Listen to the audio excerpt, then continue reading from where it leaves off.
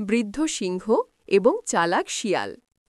এক সময়ে একটা সিংহ এত বৃদ্ধ হয়ে গিয়েছিল যে তার খাবারের জন্য কোনো শিকার মারতে পারছিল না। তাই সে নিজেকে বলল, আমার পেট ভরে রাখার জন্য আমাকে কিছু করতে হবে, না হলে আমি অনাহারে মারা যাব।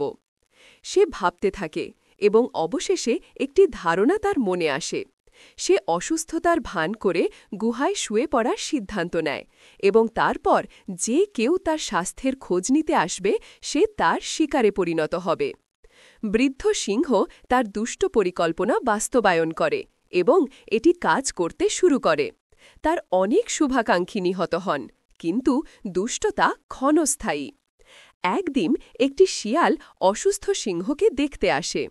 শিয়াল স্বভাবতই চালাক, তাই শিয়াল গুহার মুখে দাঁড়িয়ে এদিক ওদিক তাকাল। তার ষষ্ঠ ইন্দ্রিয় কাজ করল এবং সে বাস্তবতা বুঝতে পারল। তাই সে বাইরে থেকে সিংহকে ডাকল এবং বলল, কেমন আছেন মহাশয়? সিংহ উত্তর দিল, আমার মোটেও ভালো লাগছে না, কিন্তু আপনি কেন ভেতরে আসেন না?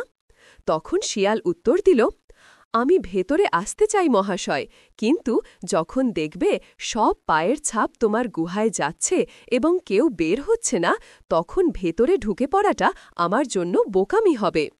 এই কথা বলে শিয়াল অন্যান্য প্রাণীদের সতর্ক করতে গেল।